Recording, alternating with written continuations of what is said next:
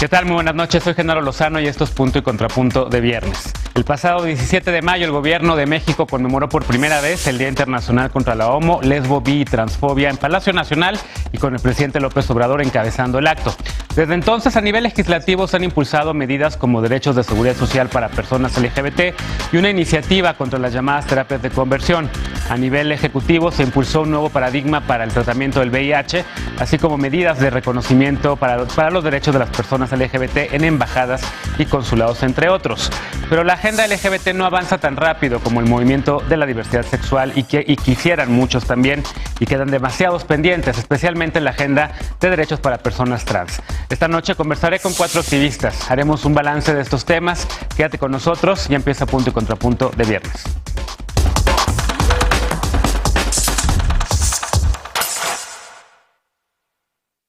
Las personas más vulnerables dentro de la comunidad LGBT+, sin duda son quienes se identifican como trans. La discriminación y violencia que sufren no solamente se refleja socialmente en burlas y agresiones, sino en falta de oportunidades de educación, trabajo y salud. Veamos el contexto. Aunque la Constitución garantiza la no discriminación por preferencia sexual o apariencia, la población trans en México enfrenta violencia y discriminación de manera cotidiana. En 2019, la Suprema Corte de Justicia de la Nación señaló que los derechos a la autodeterminación, la intimidad, la propia imagen y la identidad personal y sexual son prerrogativas sustentadas en la dignidad humana. Sin embargo, las personas LGBT+ enfrentan rechazo, discriminación y violencia desde muy temprana edad. La organización Letra S apunta que México es el segundo país en América Latina más letal para las personas LGBT+, en especial para las personas trans. En su estudio Violencia, Impunidad y Prejuicios, señala que la mayoría de las mujeres trans son trabajadoras sexuales, lo que aumenta su vulnerabilidad. Por ejemplo, en América Latina, la expectativa de vida de las mujeres trans es de 30 a 35 años y la de una mujer cisgénero es de 78 años. Entre 2012 y 2018, Letra S documentó 261 crímenes de odio contra mujeres trans en México. En 2016, un estudio realizado por la Comisión Ejecutiva de Atención a Víctimas también concluyó que las mujeres trans son el grupo más afectado por violencia verbal, psicológica y física.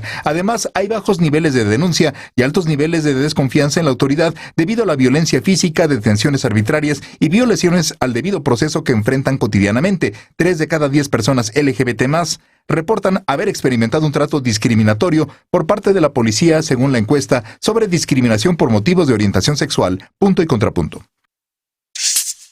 Primer tema para discutir esta noche y hoy nos acompaña Ciro Montenegro, quien es gestor cultural del colectivo Sin Límites, Arte por la Inclusión. ¿Cómo estás, Ciro? Bienvenido. Muy bien, mucho gusto. Qué padre que estás por acá, gracias por acompañarnos. Elma Maxinés, colaboradora de X Justicia para las Mujeres. ¿Cómo estás, Elma? Muy bien, gracias. ¿Y tú? Bienvenida, bien, contento que estén aquí. Está con nosotros también Georgina González, ella es periodista. ¿Cómo estás? Bien. Bienvenida. Gracias. Y Jessica Marjan, ya la conoces, es amiga de este espacio, ha venido varias veces. Estuvo este lunes también, incluso fundadora de Red de Juventudes Trans México. ¿Cómo estás? Muy bien, muy contenta por esta mesa. Bueno, fue a sugerencia tuya, evidentemente, y yo con mucho gusto, por cierto, siempre abierto a todos estos temas. Ya sabes que yo soy aliado y me da mucho gusto que lo platiquemos ahorita. Estoy un poco enojado porque te pasó hoy algo, Ciro, aquí en la entrada justamente, que se conecta con el tema de la exclusión y de la discriminación que hay en contra de las personas. Y esas microviolencias que vivimos diariamente y que no es una sola vez al día, a veces se multiplican hasta por 6 o por 10, ¿no? El que pongan en duda tu identidad y te digan, a ver, eres tal o eres tal, ¿no? Y te pasó en la entrada de esta empresa, entonces ahorita lo vamos a platicar porque no, ya habíamos hecho unos protocolos aquí para eso y bueno, evidentemente hubo una falla y te ofrezco una disculpa. Pero a ver, ¿por qué no nos cuentan un poco cómo ven el panorama? En efecto, el año pasado el presidente López Obrador creo que sorprendió a muchos, incluido a mí, yo estuve en esa mañanera, al abrir el espacio para la conmemoración del Día Nacional contra la Homofobia y le agregaron lesbofobia, bifobia, transfobia. Con Peña Nieto se abrió Los Pinos por primera vez, López Obrador abrió Palacio Nacional por primera vez la diversidad. Y algunos temas se quedaron ahí, digamos, por lo menos en declaraciones, pero también en algunos hechos. El canciller Ebrard ha estado impulsando una agenda en embajadas y consulados, como ya mencionaba. Hay una agenda legislativa que está medio congelada, pero que en teoría tendría que salir ahorita. Pero la agenda T, ¿cómo la ven? ¿Quién quisiera empezar? Pues no sé si Ciro, igual que siento que tiene las palabras ahora. A ver, Ciro. Ahí, sí. Pues no sé, yo creo que estamos muy faltos en la agenda T. Yo, por ejemplo, acabo de hacer todos mis trámites para poder cambiar y ser quien soy, pero legalmente hablando, ¿no? Y actualmente yo estoy en un vacío legal porque no existo. Mi acta primigenia ya está de baja y está resguardada, pero aún no sale mi nueva acta. Entonces soy una persona que no tiene identidad en este momento. ¿Dónde cambiaste el acta? ¿Aquí en la Ciudad de México o en Puebla? Sí, aquí en la Ciudad de México. Porque en Puebla no puedes, porque hay un gobernador que está en contra de todos nuestros derechos, por cierto. Sí, exactamente. Y además yo soy originario de Sonora y en Sonora ni siquiera está sobre la mesa la agenda LGBT, mucho menos la agenda T. Entonces tenemos que recurrir a los únicos 9 estados que sí está esta ley de identidad de género y hacer muchísimo papeleo y muchísimo trabajo burocrático para poder ser legalmente quien tú eres. Claro. Georgina, ¿cómo ves el tema? ¿Coincides con Ciro? 9 estados, hay que decirlo, 9 de 31. ¿Cuándo fue el primero? ¿2008 en Ciudad de México? En estos 12 años, pues 9 estados, el avance en 9 estados, algunos movimientos seguramente en otros lados de América Latina a lo mejor voltean y ven y dicen, oigan, pues no están tan mal, pero obviamente no estamos tan bien. Sí, pues desde mi perspectiva, más allá de que 9 ya tengan esa ley o ya se pueda gozar de esa ley, también dentro de los estados hay situaciones que, si bien las capitales gozan y se les habla a los funcionarios públicos de justamente cómo tratar ese tema, un ejemplo que pongo y que como tengo más presente es Morelia. Si en Apatzingán una persona trans quiere hacer ese trámite, tiene que viajar a Morelia. O sea, aunque es a nivel del estado. ¿Por qué? Porque, bueno, lo que hablaba con Irene Valdivia, una activista trans de allá, es que pues justamente falta de protocolos y capacitación en el registro civil. Entonces, está muy bien que exista, ¿no? Pero también hay que ver cómo hacer un zoom in de qué está pasando en el resto de los municipios a nivel estado. Y eso nada más en el tema de identidad de género. Claro. ¿Qué otros temas ves? Pues en general creo que cuando se habla de leyes y de derechos en términos de salud, por ejemplo, es que no se piensa en las infancias. No sé, pienso en la educación y en espacios libres de violencia, que quizá las infancias no están contenidas ahí, ni las personas adolescentes. Como puede ser, por poner un ejemplo, salud, que no, o sea, el tema de hormonas, pues, no vas a llegar y un niñito va a decir yo quiero hormonarme, pero sí puede haber bloqueadores, ¿no? Entonces, inhibidores, ¿no? Inhibidores. Entonces creo que como hacer como hablar desde el tema de seguridad hasta hablar el tema de educación, también deben de estar insertadas ahí las poblaciones, la niñez y la infancia. A ver, Selma, toca aquí, Georgina, un tema que también está, por cierto, hay una iniciativa en el Congreso de la Ciudad de México que impulsan Temístocles Villanueva y esta legisladora también de Morena que antes estaba... Paula Soto, se me fue su nombre. Paula Soto, de hecho, salió la iniciativa del Congreso de Mujeres, la primera iniciativa del Congreso de Mujeres, la empuja ella y Temístocles también presenta en paralelo una iniciativa similar para infancias trans.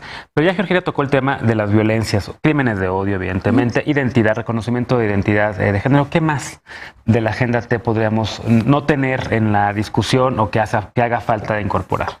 Pues bueno, estamos platicando acerca de las reformas, de las iniciativas, de las políticas públicas y de las capacitaciones. Sin embargo, creo que, bueno, como lo dijiste al inicio, ¿no? Falta mucha capacitación también en el tema de las empresas. Porque, bueno, aquí se supone que ya estamos un poco sensibilizados acerca de los diferentes temas. Sin embargo, en el día a día se enfrentan ante diferentes situaciones de discriminación dentro de los espacios públicos, dentro de las empresas, ¿no? Como ha sucedido, y pienso que es muy importante que las empresas también se comprometan con la agenda de los derechos de las personas LGBTI y sobre todo con la agenda T. Porque no vamos a poder cambiar, no podemos dar toda esta carga al Estado. Claro que es su obligación proteger y garantizar los derechos de las personas. Sin embargo, como sociedad tenemos que ir más allá. Si queremos realmente tener espacios seguros, libres de violencia, tenemos que también impulsarlo por ahí. Y bueno, como tú lo dices, ¿no? Ahora vamos a revisar qué es lo que sucede y tal vez generar otro tipo de capacitaciones que sean más adecuadas para los diferentes personales de seguridad y de otros espacios. Sí, coincides, Jess, ¿qué más agregar de todo lo que tú estás muy metida también con a temas de litigio estratégico, a temas de cabildeo? ¿Has visto en este año que ya terminó el primer año del mandato de López Obrador, con por supuesto todas las diferencias que pueda haber a nivel de estados? Hoy Veracruz rechazó el matrimonio igualitario, por cierto, con una mayoría morena, lo cual es completamente reprobable porque ellos se comprometieron a empujar esa agenda y de hecho en ese año, en este primer año también hay que decir, 5 estados sí aprobaron matrimonio igualitario, que también tenían mayoría de Morena, y ahora ya van, me parece que 4 que lo rechazan, ¿no? Entonces uno dice que, a ver, ¿qué falta? Pues yo creo que más que lo que falta es sobra en torno a la serie de prejuicios que constantemente se viven, como no solamente los actos del día a día, como decía Ciro, lo que acaba de enfrentar ahora, tal vez lo que enfrenté yo en un baño público, lo que tal vez enfrentamos las personas trans en la cotidianidad, y que son cosas que tienen una cuestión que aquí apelo a Lía, que nos está acompañando por acá, a la cuestión afectiva, ¿no? Creo que esos son dolores y heridas que históricamente han estado y han estado presentes en las personas trans, y que sobre todo también creo que llevar a una agenda para reconstruir y cómo también reparar y tener memoria de todas estas heridas es importante para saber que no es un acto espontáneo, ¿no? Sino que responde a una serie de violencias sistemáticas.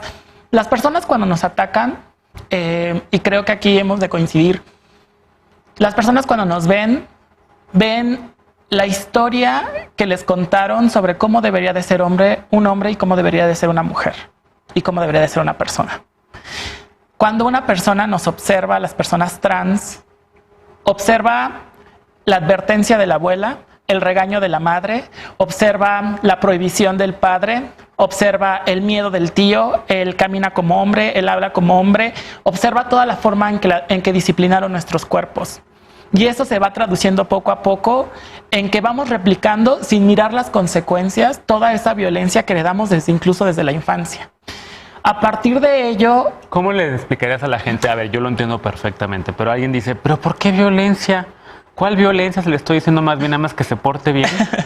Pues justo desde que tú atentas en términos de derechos humanos contra el libre desarrollo de la personalidad, estás atentando contra que esa persona pueda desarrollarse más allá de los prejuicios, más allá de los miedos, más allá incluso de lo que la costumbre nos dice, ¿no? Es muy curioso porque el ser hombre y ser mujer es algo que no está legislado, pero es algo que replicamos y que todo el tiempo opera en nuestro día a día, y la gente se siente con la validez de exigirlo, de accionar a través del prejuicio y decir, pues claro, lo mío es válido porque hay una complicidad social. Es una actuación, es un performance. Y cuando llegamos a este punto de mirar qué ha pasado con los gobiernos, el gobierno de Andrés Manuel López Obrador ha sido un gobierno que constantemente ha dado un mensaje de aquí lo normal es la heterosexualidad, eso no se va a hablar, hay un silencio cómplice como de las violencias, y esa es una forma de colaborar con la violencia, el silencio de no hablar de que las agendas son importantes, y sobre todo el cómo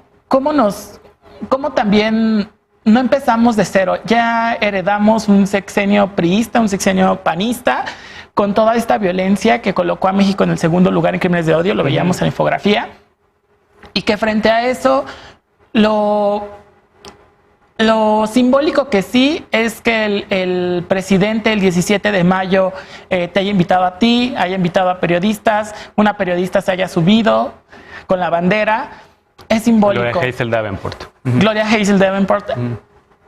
Y me parece que es simbólico, pero también me parece que es una simulación ante, creo que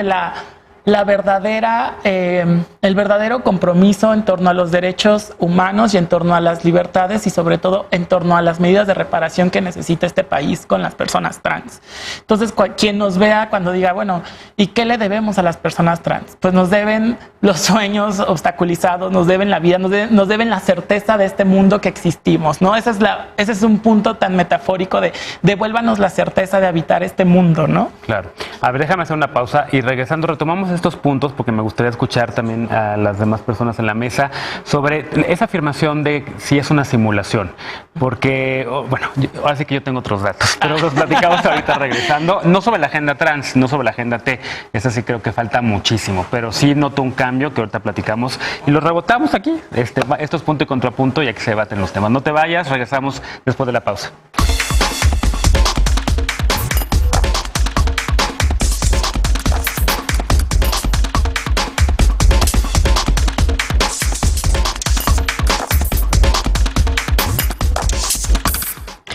regreso ya en Punto y Contrapunto. El 27 de junio del 2018, durante el llamado AMLOFest, Andrés Manuel López Obrador aceptó posar para una fotografía con la bandera emblema del Movimiento por los Derechos de las Personas LGBT+, la bandera del arco iris.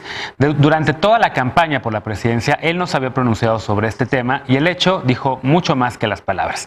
Durante su mandato ha habido una apertura histórica y se han implementado algunas políticas importantes para las personas de la diversidad sexual. ¿Pero se ha hecho lo suficiente? Veamos el contexto. Andrés Manuel López Obrador fue el primer político mexicano que en su discurso de triunfo electoral incluyó a la comunidad LGBT+. El 1 de julio de 2018 aseguró que su gobierno atendería a seres humanos de todas las preferencias sexuales. Este mensaje fue tomado con optimismo por la población LGBT, luego de las críticas hechas contra López Obrador por su alianza con el Partido Encuentro Social, férreo opositor al matrimonio igualitario. Ya en el poder, el 17 de mayo de 2019, Día Nacional de la Lucha contra la Homofobia, Lesbofobia, Transfobia y Bifobia, el mandatario reiteró que su gobierno respeta las libertades de todas las personas, pero descartó buscar una ley federal de matrimonio igualitario. La administración federal tampoco ha enviado ninguna propuesta o implementado alguna política para frenar los crímenes de odio y transfobia que ocurren en México. La única medida tomada por la administración federal fue desde la Secretaría de Relaciones Exteriores, que en mayo pasado informó que todas las personas, sin distinción de sexo, podrían contraer matrimonio en las oficinas consulares de México en el mundo. Entre 2013 y 2017, al menos 381 personas fueron asesinadas en México por motivos relacionados con su orientación sexual o identidad de género. La mitad eran personas trans, según el informe de Violencia, Impunidad y Prejuicios. En agosto de 2018, la Organización de las Naciones Unidas demandó al Estado mexicano proteger los derechos de las personas LGBT+ y tomar medidas para prevenir las agresiones en su contra. Punto y contrapunto. Bueno, pues todo esto sí se conecta con el tema que habías dejado sobre la mesa, querida Jess, sobre si hay o no simulación, si es o no simulación lo que este gobierno de López Obrador está tratando de impulsar, o por lo menos esa apertura que ha tenido con la diversidad sexual. Y yo sí hablo de apertura porque yo he estado monitoreando desde el año 2001 a este personaje que hoy es presidente de México, que se llama Andrés Manuel López Obrador, y yo sí vi un cambio en su postura del 2001 a la fecha. Durante todo su mandato como jefe de gobierno en la Ciudad de México siempre decía que no eran importantes esos derechos, sociedades de convivencia. Él paró sociedades de convivencia y no fue sino hasta que se fue a competir por la presidencia en 2006, su primer intento, que Alejandro Encinas se queda como suplente, que se firman las sociedades de convivencia, 5 años de discusión legislativa. Luego pierde la presidencia en el 6, o pierde, si quieres, como dicen sus más férreos simpatizantes. En el 12 vuelve a competir y en el 12 dice consultas. Consultas porque es un tema polémico. Y a partir del 17 no vuelve a mencionar la palabra consultas para el tema de matrimonio igualitario. A partir del 17 lo que hace es su primer spot, sale con una bandera del orgullo LGBT, el primer spot de campaña, su discurso del triunfo, el tema del discurso en el 17 de mayo, en el que salían las imágenes y yo fui invitado, el hecho de que la política exterior de México con Marcelo Ebrard, que impulsó matrimonio igualitario, pues ahora sea una política feminista y que tengamos en el gabinete a gente como Olga Sánchez Cordero, con quien tú te has sentado también a dialogar para impulsar algunos temas y demás. Habiendo dicho todo eso, yo sí también creo que falta, la nota ya decía algunas cosas, lo dijimos en el bloque pasado, y también que la Agenda T siempre ha sido la retaguardia del movimiento, desafortunadamente, cuando irónicamente las personas trans son las que iniciaron nuestro movimiento, son nuestras madres fundadoras del movimiento, pero históricamente las fuimos dejando hasta atrás. Ahora yo siempre he defendido que vayan en la vanguardia ahora del movimiento como tal. Habiendo dicho eso, ¿cómo lo ves? A ver, empezamos ahora contigo. Bueno, pues el tema de las consultas sigue siendo un tema en este gobierno. Para aborto, sí. Creo que para temas LGBT ya. Para LGBT, pues, sin embargo, no hay que olvidar que los derechos no son consultables. Los derechos humanos tienen que protegerse y garantizarse. Y claro que queda mucho por hacer. Tenemos que tener políticas. Bueno, para empezar, no existen datos en ninguno de las bases de datos, ni de personas privadas de la libertad, ni de las personas que han sido víctimas de la guerra contra las drogas, y pues en ninguna base de datos casi de las personas trans, ¿no? Es más, ni siquiera sabemos en realidad cuántas personas trans han sido privadas de la vida, porque pues las bases de datos no están diseñadas. Claro. Y eso es una exigencia que sí tenemos que seguirle haciendo al actual gobierno. Que todos estos datos sean desagregados con diferentes categorías de interseccionalidades para poder visibilizar cuáles son las problemáticas y con base en ellas, en estas bases de datos, poder hacer diagnósticos y poder planear políticas públicas que efectivamente respondan a la situación de violencia que enfrentan las personas trans.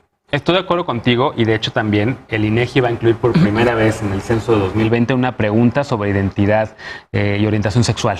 Primera vez que va a pasar esto, después de que años también pidiendo y exigiendo que incluyeran esa pregunta para justamente poder tener datos, para entender cuántos somos, dónde estamos, e incluso nada más personas que han sido asesinadas trans, personas privadas de su libertad, que están en las cárceles, en las prisiones y que las tratan de una manera, acompañar y ver a una prisión y vi las condiciones y dije, pues no puede ser, ¿no? Pero bueno, ¿qué otros temas de la agenda T coinciden con esta, Jessica, que hay simulación? O digo, pues, evidentemente pueden rebatirme lo que quieran, obvio. Tiro. Pues podemos hablar de la transversalidad también de lo transgénero, porque habemos muchas corporalidades. ¿Sí? No hay datos de eso y tampoco hay datos, por ejemplo, de personas con discapacidad. Yo soy una persona con discapacidad, usuario de silla de ruedas, pero también soy un hombre trans. Entonces, así como yo, también hay personas que son de origen indígena y hay personas que son niños. A ver, que pasan cosas terribles, porque nos estabas contando en el corte, y creo que hay que contarlo, que te atropellaron y todo el incidente que tuviste con la fiscalía. Sí, claro, no hay datos, pero tampoco no hay un protocolo para poder capacitar a las personas y a las personas que trabajan en las instituciones públicas. Yo el día jueves quería cruzar una calle, un auto no me dio el paso y simplemente me atropelló y me echó el coche encima, ¿no? Terminó en la fiscalía para levantar la denuncia porque se dio a la fuga y cuando me mandan con el médico legista, el médico legista me trató de una forma completamente vejatoria porque las instalaciones no son accesibles y mi silla de ruedas no entra por esa puerta. Entonces el médico así tal cual me dijo, y así, ¿cómo quieres que yo te atienda? Entonces, pues yo me fui a otra fiscalía a denunciar a este médico.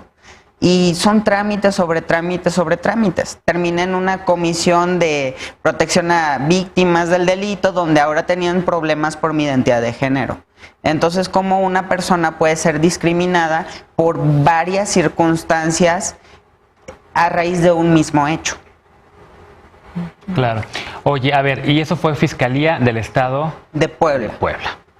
Bueno, pues ahí está ese caso, como que evidencia precisamente múltiples temas de discriminación, que también las comisiones estatales que hay, como CONAPRED, que es la nacional, pero algunas estatales ni funcionan o ni existen, o son simplemente una dirección general, que es un tema también que ahí ya no compete tanto al Ejecutivo Federal, sino a los estados, ¿eh?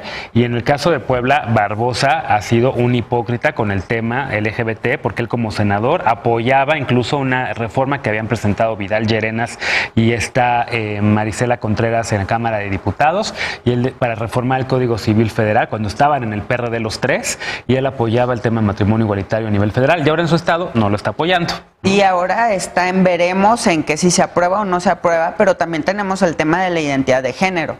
Claro. ¿Cómo puedes priorizar un derecho sobre otro derecho, no? Pero ¿cómo te casas si no tienes una identidad? Sí. ¿Cómo te casas si no tienes una INE? Entonces creo que primero debería ser la identidad de género y después el matrimonio. Claro. O las dos al mismo tiempo. Sí, pero que fuera ya. De acuerdo. Yo también quiero más prisa, pero tú ves simulación, ves que no tienen ganas realmente que pasen las cosas. Pues siento que en general el gobierno de AMLO es como mucho discurso, pero en las acciones poco se concreta. O se concreta de una manera contraria a su discurso. Y un ejemplo que sale un poco del tema, pero son las personas migrantes, ¿no? Nada más por dejarlo ahí, que también pues cruza a las personas LGBT, ¿no?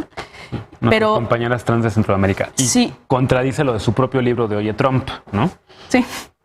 Pero me quedo con lo que dice Selma, que tiene que ver con que no hay estadística. Y eso a mí, o sea, desde el periodismo, que es lo que hago, sí, a mí me parece grave, porque como uno cuenta algo, o sea, es como decía esta Estefanía Vela, lo que no cuenta, ¿no? Entonces, y lo que no se dice no existe, ¿no? Incluso mencionabas la Endosic del 2018, ¿sí la mencionaste? Creo que sí. Pero... Que es la encuesta nacional de sí, orientación. Y ahí justamente tú pusiste en la mesa como que hay de las víctimas de la estrategia fallida de seguridad de Calderón y que no ha cambiado.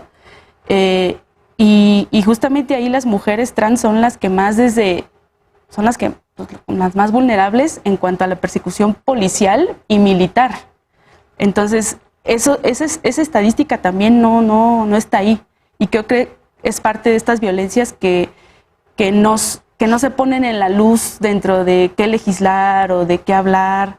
Son justamente como las vivencias más precarizadas, ¿no? Sí, no, de acuerdo, estoy de acuerdo y... Dime. No, te iba a decir que estoy de acuerdo y que creo que en efecto uno de los temas que no hemos empujado colectivamente todavía es el de una ley de crímenes de odio. Y ahorita tenemos en el Congreso Federal tal vez la presencia más importante o más numerosa de senadores, diputadas y diputados que son LGBT, ¿no? Y muchos saben quiénes son, todos sabemos quiénes son. Creo que nunca habíamos visto tantos, en teoría, aliados naturales, no voy a decir la palabra naturales, pero nuestros propios aliados del movimiento allí, ¿no? Entonces habría que ir a tocarles la puerta. No es casualidad, o sea, por ejemplo, el tema de infancias trans, a pesar de que Temístocles y Paula han hecho como un trabajo legislativo que al final pues responde a la obligación que tienen con su cargo, pues también me parece que el trabajo de Tania Morales pues ha estado muy presente como con las familias y cómo ha coordinado como todo tema de sociedad civil. Y creo que ojalá y posar con una bandera frenara los crímenes de odio, pero no pasó. No. Entonces, creo que en este momento es... Como tampoco la frase abrazos no balazos nos han quitado, es que nos han quitado todo que... Nos han arrebatado todo, que ahora pues lo queremos todo, ¿no? Y todo es, quien nos ve en su casa, pues todos los derechos mínimos, ¿no? Entonces, creo que en ese sentido, como dice Geo, y que quedan invisibilizadas cuestiones como migración, ¿no? De pronto también ir a las caravanas y mirar cómo también son víctimas de la Guardia Nacional y la forma en la cual en la frontera sur, pues, son perseguidas nuestras compañeras trans, nuestros compañeros trans. Ha sido una deuda porque... por ejemplo, el tema del INEGI que se propuso en la administración, bueno, bajo la comisión de esta Alejandra Haas, esa la asesoramos y la acompañamos, por ejemplo, desde la red para que INEGI pudiera contemplar y tomar el modelo que el primer país que lo contempló fue Argentina, nuevamente como ser punta de lanza, y acompañamos ese proceso, pero al final fue un impulso de cómo sociedad civil se ha organizado y cómo ha tejido. Ahora, creo que una de las cosas que a veces pasan también con el tema de Andrés Manuel y el tema del doble discurso es que no se ha visto los costos que ha tenido. O sea, no se ha visto como que los costos que ha tenido es que lo siguen asesinando y seguimos encontrando que no hay datos y que frente a esos datos no se genera una obligación concreta y no se genera que, por ejemplo, en las alertas de género las mujeres trans estemos, las personas que incluso fueron socializadas como mujeres, pero se tiene una lectura no binaria, o que los hombres trans también se investiguen delitos, específicamente delitos sexuales, por ejemplo, cuando un hombre trans está usado sexualmente. O sea, hay una serie de cómo el enfoque de interseccionalidad es necesario y es urgente, pero también es momento de que la administración pública, que ya está con AMLO en el Ejecutivo, que ya también en muchos estados está, tome una posición no solamente de aquí incluimos, porque la inclusión ya no es suficiente, sino es una postura de antidiscriminación, y ante esta cuestión antidiscriminatoria también estamos dispuestos a reparar y ya no estar siguiendo, a tener memoria para ya no que se repitan estos actos. No, de acuerdo. Bueno, tenemos que hacer una pausa y regresamos ahora con el último tema de la noche. Y por cierto, el tema de la violencia sí pega y pega muchísimo. Ese mismo día, el 17 de mayo, una semana antes aquí en la Ciudad de México habían atacado violentamente un restaurante de una pareja lesbiana, La Cañita, a pocos kilómetros de Palacio Nacional, y lo mencioné ahí también. Mencioné al presidente también ahí que las consultas no son para derechos humanos y demás.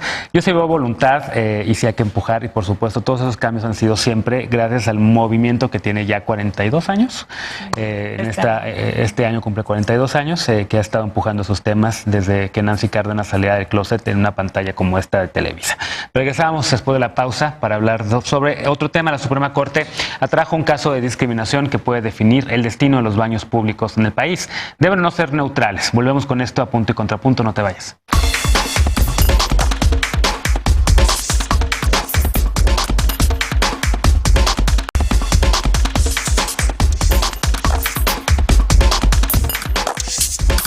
Estamos de regreso en Punto y Contrapunto ya para el último bloque de la noche. El 76.5% de las personas de la comunidad LGBT evita mostrar en público cariño hacia su pareja.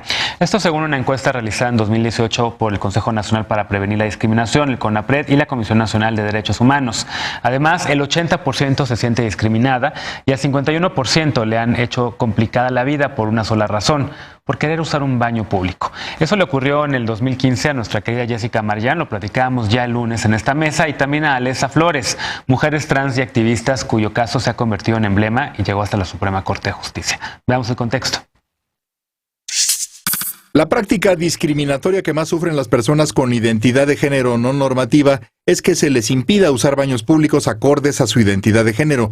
El 51% de quienes participaron en una encuesta elaborada por CONAPRED y la CNDH en 2018 la padecieron. Según las conclusiones de esta encuesta, las experiencias de rechazo y estigmatización son una constante. El 83% enfrenta chistes y burlas y el 80% se siente discriminada. Jessica Marjan y Alesa Flores, mujeres trans, se han convertido en un ejemplo emblemático de estas situaciones. En marzo de 2015, ambas fueron hostigadas por personal de seguridad que intentó impedirles usar los baños del centro comercial Reforma 222. Les pidieron identificarse y les indicaron que no podían usar los baños porque eran hombres. Marjan presentó una demanda por daño moral y reparación integral del daño contra la empresa responsable del centro comercial. La demanda busca que se reconozca la violación a sus derechos humanos, se les ofrezca una disculpa pública y se tomen medidas para garantizar la no repetición de los hechos. El caso fue atraído la semana pasada por la Suprema Corte de Justicia de la Nación, que analizará si fueron discriminadas y si los baños públicos deben ser neutros para garantizar la igualdad y la no discriminación. La resolución podría definir si el Estado tiene la obligación de implementar la construcción o modificación de los baños dentro de establecimientos abiertos al público para que sean neutros y así evitar tratos discriminatorios. Punto y contrapunto.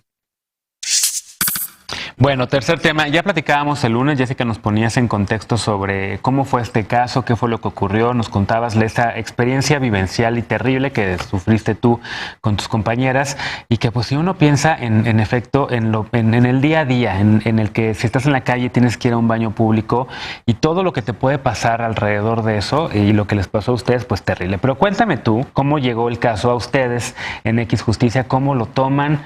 ¿Cómo llega hasta la Suprema Corte de Justicia? Porque es histórico. Pues bueno, nuestras compañeras, aquí Jessica y Lía, que está por ahí atrás, que aprovecho para decirte a ti que te tocó de el llamado es el azul, porque hace unos días nuestra querida Lía nos llamó al azul para que pudiéramos expresarnos por medio del azul y por medio de la voz para construir un mundo más feliz en donde todas las personas vivamos en paz y hacia buscar la felicidad. Y es algo que ha sido parte de este proceso y quise iniciar con esto porque el caso es muy importante, como dices, ha generado muchas opiniones y es muy importante para avanzar para la lucha de los derechos de las personas LGBT y más.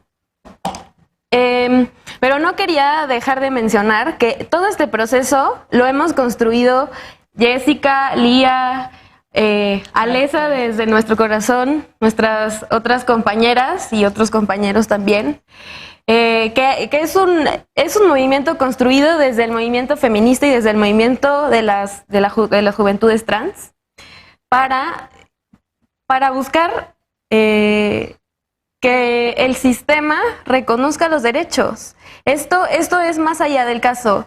Es un cambio en cuanto a cómo nos estamos relacionando y en cuanto a las exigencias y en cuanto a cómo planteamos estas exigencias. Claro que el caso es muy importante y lo que queremos hacer con este caso es generar un cambio estructural en cómo estamos pensando en que tienen que ser los baños, ¿no? Porque hay demasiadas ideas en cuanto a que cómo va a ser esta no generalización de los baños, de cómo va a ser ahora, ¿no? Pero simplemente lo que estamos pidiendo para esta medida de reparación es que los baños sean espacios seguros donde no haya discriminación por ninguna razón, ni por razones de identidad de género, ni por ninguna razón de discapacidad. Entonces, lo que queremos es que esta regulación cambie para que entonces los baños puedan ser espacios así, seguros para todas las personas. En baños públicos, en oficinas de gobierno, pero también en baños privados, como en este centro comercial de Reforma 222, donde a ustedes les ocurrió esto, ¿no? Sí. O sea, y sí la Suprema Corte puede decidir también sobre los baños y la construcción de los baños de un centro comercial. Pues mira, el caso fue planteado desde a partir de los hechos discriminatorios que pues desgraciadamente sucedieron, que no tuvieron que haber sucedido ni en Reforma 222, ni en este espacio, ni en ningún otro. A partir de estos hechos planteamos que se tendrían que reparar de forma integral el daño, ¿no? ¿Qué quiere decir? Pedimos medidas de satisfacción en las que estamos pidiendo que se pida una disculpa pública y que se convoque a esta disculpa pública y que se publique y que se ponga en la plaza una placa diciendo pues la disculpa, ¿no? También queremos las medidas. Una placa que además COPRED, en teoría, el Consejo para Prevenir la Discriminación de la Ciudad, ordena a que todos que tenga criterio, que la placa cumpla con el criterio. Exacto. Eso es lo que estamos pidiendo. También queremos las medidas de no repetición, que son que el personal de todo el grupo corporativo, no solo de la plaza, tenga capacitaciones periódicas en las que sean sensibilizadas y sensibilizados para respetar los derechos de las personas, ¿no? También queremos que la política integral, bueno, la política laboral de este grupo corporativo incluya a las personas de la comunidad LGBTI. Y esta medida de la modificación de los baños en todo el grupo corporativo también es algo que o sea, ¿se imaginan ustedes que tendrían que ser solamente baños neutrales? Ya no esta división binaria de baños para hombres y baños para mujeres, baños neutrales al que podía entrar cualquier cosa. Pero a ver, Georgina, tú conoces seguramente también experiencias similares en otros países en donde también han pasado por este tipo de discusiones y todas las reticencias, todas las resistencias que hay para que esto ocurra. En Estados Unidos, que lo tenemos aquí al lado, ha pasado. Pues yo no tengo mucha claridad de qué ha pasado en otros lados, pero más bien lo que sí pienso de esto es que va más allá del baño como espacio, sino que se puede expandir justamente a las vivencias cotidianas, como puede ser, y lo hablaba con Ciro hace rato, el metro, ¿no? Claro, y cómo las personas trans, hombres, mujeres trans y personas no binarias vivimos ese derecho de transitar la ciudad, ¿no?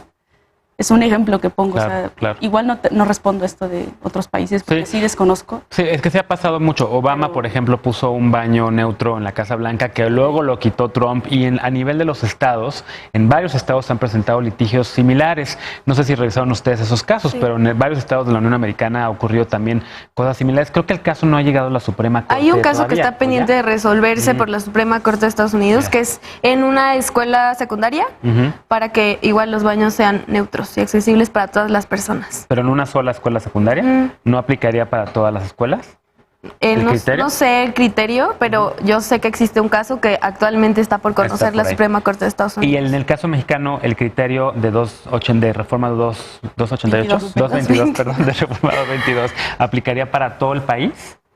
Lo que dijo la Corte en el comunicado que publicó después de decidir que sí iba a conocer el caso, es que van a estudiar si la división genérica de los baños es discriminatorio y si el Estado tiene la obligación de regular para que los baños sean neutros. Mencionaba Selma Ciro el tema de también para que aplique así como para baños para personas trans, para personas con discapacidad. En eso hemos avanzado algo, ¿no? O sea, yo me acuerdo cuando era niño, ahorita cada vez sí veo más baños con por lo menos para ayudarte, o sea. ¿Sabes qué es lo más chistoso de todo? Que nada más tienen el loguito y es pura simulación. Y yo como persona con discapacidad te digo que yo no puedo entrar al baño. Porque o hay un escalón y después la rampa, o simplemente la puerta es demasiado angosta, o incluso hay baños que tienen la leyenda para discapacitados. Y discapacitados es una palabra peyorativa. Yo te puedo decir que no hay baños accesibles para personas con discapacidad. En Estados Unidos, por ejemplo, en los centros comerciales a mí me ha tocado ver que sí están los baños binarios, pero también hay un baño neutro, siempre. Y ese baño neutro es completamente con las medidas y la normativa que tú requieres para poder usarlo, ¿no? La Universidad Iberoamericana ya los tiene, justamente también. Tal y cual. Son pocos, son contados los lugares que tienen estos baños. Pero entiendo que en la Universidad Iberoamericana tienen un tercer baño, ¿no? Sí, está exactamente, está el baño hombres, mujeres y en el centro está el baño neutro. Sí, pero bueno, lo hemos pensado y lo hemos platicado y para nosotros no es una solución, al problema de la discriminación. Lo que queremos es que sean baños neutros. No queremos un tercer baño, porque eso no soluciona el problema de la discriminación. Al contrario, genera reforzamiento en estos estereotipos. Entonces, esto no es una solución que... Yo te diría que para mí es mejor porque yo siempre lo uso porque nunca hay gente. Es que es más rápido. Lo que sucede aquí es que refuerza como... ¿Quiénes son arrojados a ese baño? Sí. Pues, o sea, vuelve otra vez a que las personas desde un punto normativo diga a quién les corresponde ese baño. Y es que el tema es cómo democratizamos el espacio y el baño nos corresponde a todas las personas y ese baño puede ser libre de violencia. Seguramente las opiniones que tal vez ante el pánico moral de los conservadores, no, es que va a haber violación por parte de... Pues justo hay que atender un problema de seguridad pública. Cuando ocupamos México, el tema en la OSD ocupa el primer lugar en tema de abuso sexual ante niñas, pero no es cometido por personas trans, o sea, es cometido generalmente por familiares de las niñas, varones sexuales. Y ante eso es cómo atendemos esa problemática de seguridad pública, dándole una justa dimensión y aparte cómo generamos un tema de que la violencia no esté no solamente en ese espacio, sino en otros y que como decía Selma, que dentro de la demanda la estrategia es cómo democratizamos también que esta empresa no solamente diga, bueno, pues voy a reparar y no voy a no repetir, sino cómo incluyo también a la diversidad dentro de mis espacios laborales y que esto también incluso pueda, por ejemplo, durante el proceso, la carga de la prueba es demuestra que tú fuiste discriminada y no al revés. No es que la empresa con toda una estructura que tiene, que demuestre que no discriminó. Claro. Y por ejemplo, en este caso que fue Ciro, obviamente, Ciro, disculpa, pero el tema, por ejemplo, es que obviamente la escucha es hacia ti y obviamente quien tendría que decir que no discriminó fue la persona que obviamente pues tiene esta responsabilidad de recibirnos, ¿no? Claro. Yo creo que ese es un tema y un principio para empezar a modificar no solamente el tema de conducta, sino el tema que es emocional, un tema que también es de violencia y construir un mundo más habitable, ¿no? Bueno, rapidísimo, ¿qué sigue? ¿Cuándo decide la Corte? Ahorita estamos esperando a que el caso sea turnado a alguna ponencia para que realicen el proyecto de fondo. Bueno, le damos seguimiento porque se nos acabó el tiempo, estamos 2 minutos arriba de tiempo, pero felicidades porque llegó el caso. Yo le voy a estar dándole seguimiento. Cuando resuelva la Corte, vénganse y volvemos a platicar del tema. Hacemos una pausa y ya regresamos para despedirnos con la paparrucha de la noche. No te vayas.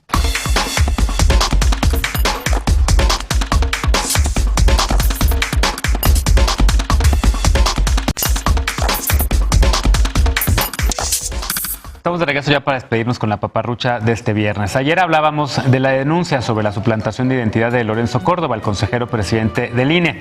Pues no está solo, también le pasó a Greta Thunberg y ella también padece este mal. La joven activista informó que hay personas que se hacen pasar por ella o que falsamente aseguran ser sus representantes para comunicarse con políticos, artistas y medios de comunicación. Además, Greta denunció que su nombre y el de su movimiento Fridays for Future se usan constantemente con fines comerciales sin su consentimiento e incluso que hay personas que recaudan dinero asegurando que será destinado a su movimiento. Para proteger al movimiento y a su activismo y que no se usen con fines comerciales ni individuales, ella solicitó que su nombre Greta Thunberg y el de su movimiento Fridays for Future, los viernes para el futuro, sean registrados como marcas comerciales. Así que ya lo sabes, si Greta Thunberg o su representante te contactan, no caigas, puede ser una paparrucha y no des tu dinero. Gracias a los 4, gracias a las 4, vénganse pronto para que hablemos de más temas. Vamos a darle seguimiento a lo de la Suprema Corte. Cuando decidan o cuando están a punto de, vengan para acá y hablamos de más temas. Gracias por habernos acompañado. Gracias a ti. Nos vemos el domingo en la mesa de Sin Filtro y el próximo lunes en Punto y Contrapunto. Soy Genaro Lozano. Muy buen fin de semana.